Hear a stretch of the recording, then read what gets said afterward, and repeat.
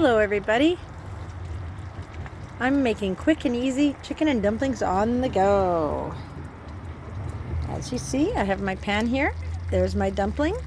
I already made this chicken with dumplings, and I'm making another dumpling, just a nice big one. And I'm going to show you how to do it. Okay, now as you can see, I dumped out the last dumpling, and this is a bay leaf. I'm going to take it out now, and I'll use it because I'm going to make another batch of chicken and dumplings. I only have a small pan here, just a small little saucepan, so I'm going to make a second batch. And there's a pile of chicken under here, and these are the dumplings, and that's the gravy. What I use just cooked chicken already, just deboned and stuff.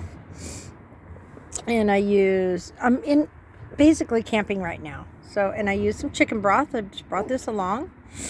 And I use some Red Baron. And I use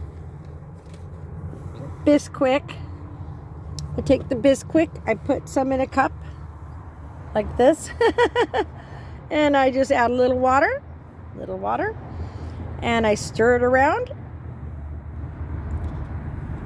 Get it ready for the next little session of next batch. So here I'm going to pour this in here. Pour it all in there. You can add a little water too. This just makes the gravy taste really good. There we go. And set this one aside. Okay, there we go. It's crowded in here, so it's okay though. Then I add a little bit of my seasoning. You can use seasoned salt or whatever you like, but I use basically like a seasoned salt. This is Red Baron. I got it at Stater's. I love it. It just tastes so good. It has no MSG or anything in it. So I pour some of that in there. I'm going to reuse the 2 little bay leaves that I had. 1, 2. Oh, the dogs are going crazy. And then I'm going to add some butter. A hunk of butter.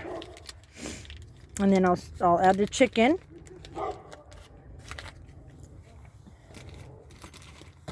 The puppies are going crazy. People walking by. Okay, a tab of butter.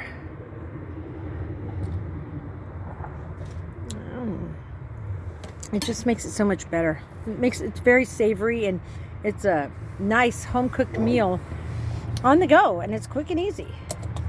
Now for the chicken, I'm trying to do all this one-handed while I hold this camera. I've never filmed before. I'm gonna get better at it though. This is my first time. I do this a lot. I also make chicken fried steak with gravy, homemade gravy. Okay, so let's put that in there. All right, there's our chicken. I think I used more of the broth from the first batch, so I'm gonna add a little bit of water because it's gonna boil and steam away. I just pour in some water. And after I get the chicken all nice and tendered, it's already tender and it's already cooked, so I just boil it, and then I go ahead and take out the chicken, put it aside inside the bowl that I'm going to use. Now you can do this I could do it all at once. I could have done it all at once if I wanted to use a bigger pan, but I just have this one available. So a small saucepan for one, but I'm making 2 batches so that I can give one to somebody else. And then I'm gonna stir this around and let all that melt and get to a boil.